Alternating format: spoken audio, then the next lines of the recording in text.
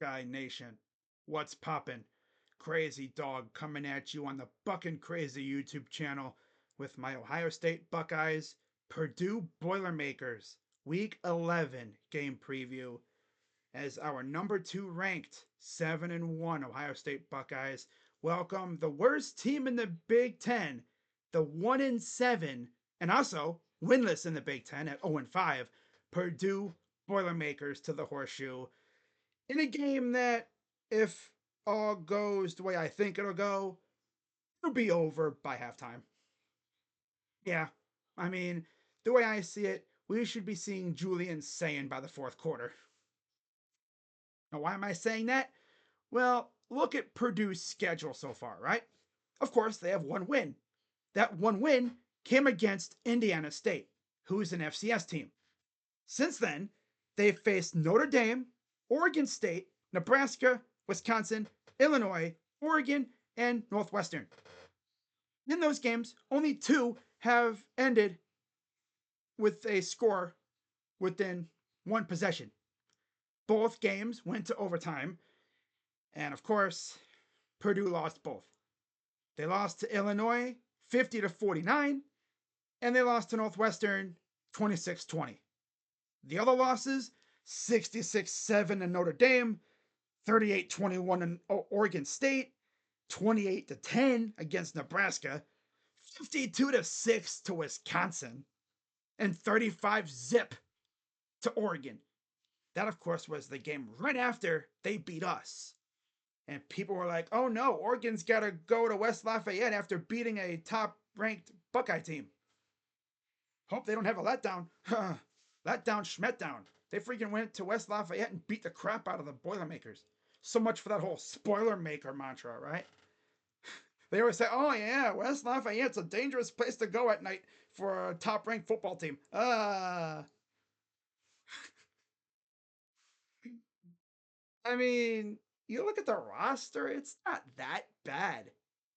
Like, they should have at least a few wins, but they can't stop nobody.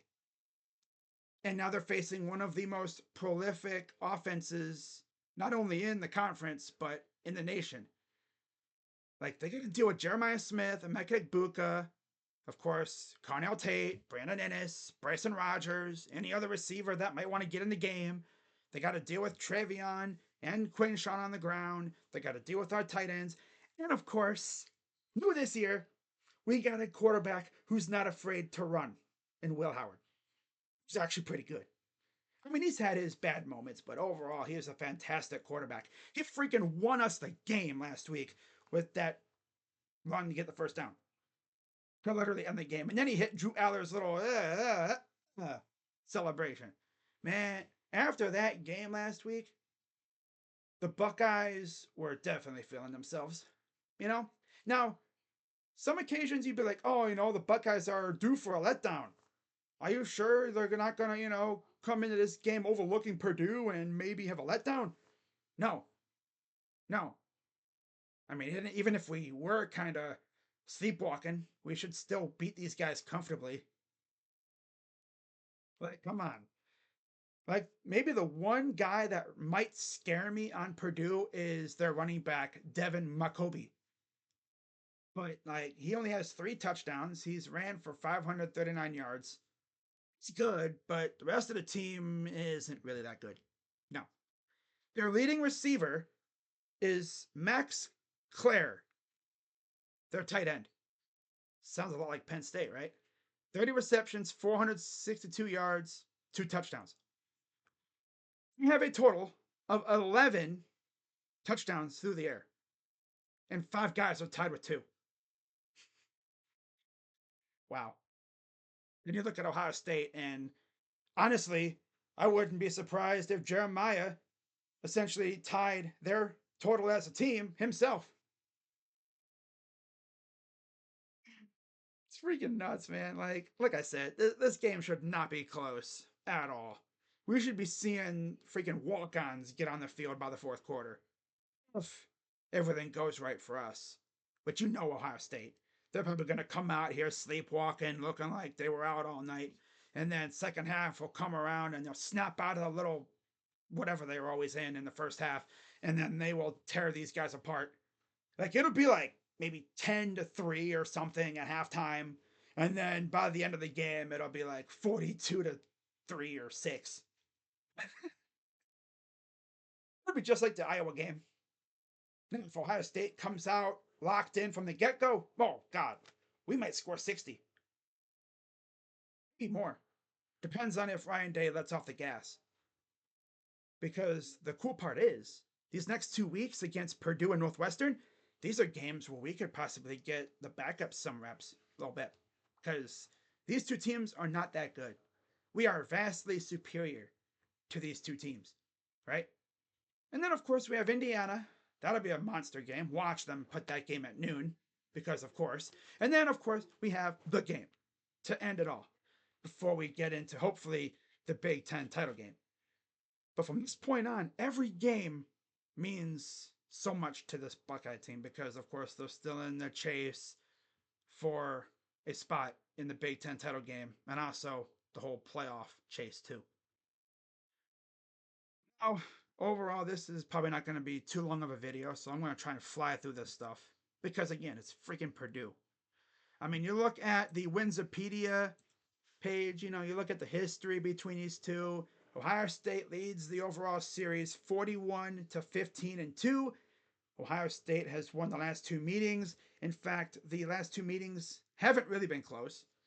59-31 in 2021 and 41-7 in 2023. Of course, the last time Purdue beat us was when we had the classic Urban Meyer sleepwalk game at West Lafayette. Lost 49-20 in 2018. Yeah, it seemed like every year we would have one of those games with Urban Meyer as our coach. That game, the Iowa game. I think there was a game a few years ago at Northwestern, but that was mainly because of the weather. That was with Ryan Day, of course, but yeah, it seemed like every year we would have at least one game where the team would just come out looking like they were sleepwalking. Yeah, we'd have an unnecessary struggle against a bad team. Just the way it is. So, looking at the visit list for this game, of course, no current commits are slated to be in attendance, which is interesting. But the biggest name is running back Anthony Rogers, who is a current Alabama commit. I thought he was supposed to be at the Nebraska game, but I guess he didn't show or something. I don't know. But yeah, he'll be there. Some other big names: 2026 running back Savion Hyder, another running back in the same class, Derek Cooper, tight end Corbin Fordham, Madden Williams, one of the top receivers in the class in 2026, Zion Ely, the top pass rusher in the class of 2026, will be there. I think Oregon's like really high on his list, so this is our chance to make an impression on him, and maybe we woo him enough to have him thinking about coming to play for us. That'd be cool. So we have a couple of running quarterbacks. Bryce Backus from 2027 will be there. And I think I saw earlier there will be a quarterback from Pittsburgh.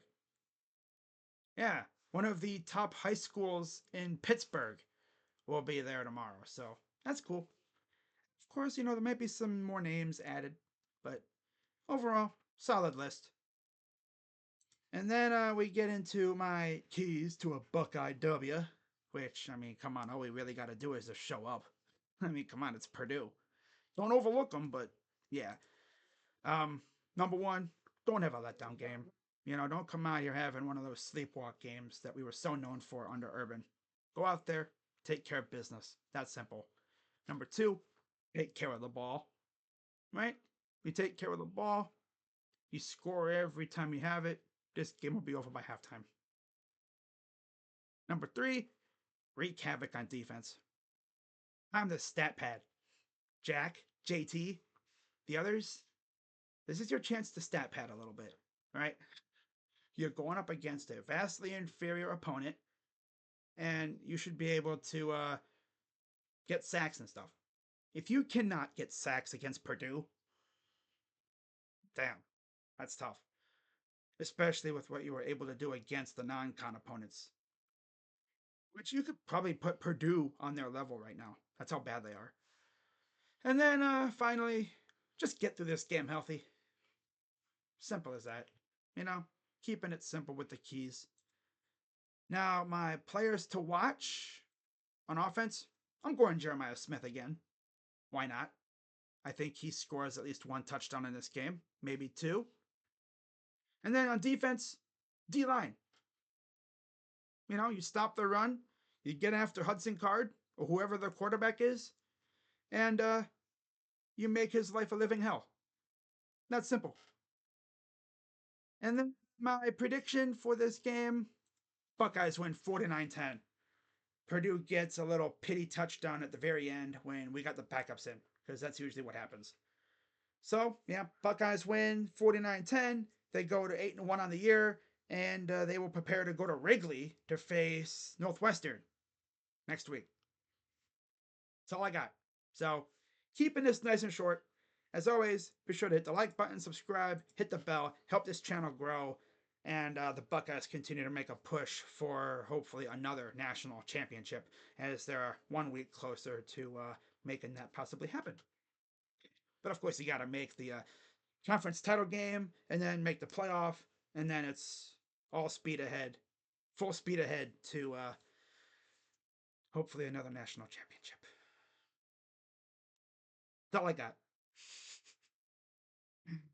Yeah, it's kind of hard to get up for this game considering the opponent, but you know, it's another chance to watch the Buckeyes play football. You know, you only have a certain amount of weeks every year to watch these guys. And once it's over, it's like, damn, it went by quick. Then you got to deal with the off season. And of course, these days, college football off season is way more eventful thanks to the transfer portal. Of course, you have two of those. You know, you have recruiting as well. I know National Signing Day is about a month away, and it's officially been like 2 months since I saw a crystal ball or prediction posted for Ohio State on On3 or 247. Didn't even realize that, but it's been way too long since I've seen a prediction or a crystal ball posted for us. And we haven't really had too many commits happen recently. But as we get closer to signing day, you'll see more commits happening. And I expect the Buckeyes to really get to work on their 2026 class because as of right now, they have one commit for that class, and that's Chris Henry Jr., the receiver out of Mater Dei.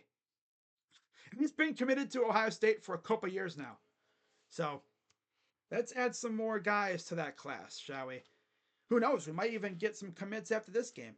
You know, silent commits, and then they'll commit, make it public later. They do that quite often. So that's really all I got. As always, be sure to hit the like button, subscribe, and hit that bell. And I'm Crazy Dog coming at you on the Buckin' Crazy YouTube channel. Let's go Bucks! Beat the Boilermakers, go to 8-1, and get ready for Northwestern next week. With that being said, go Buckeyes. I'm Crazy Dog. OH, I'm out. Bye-bye. Yeah.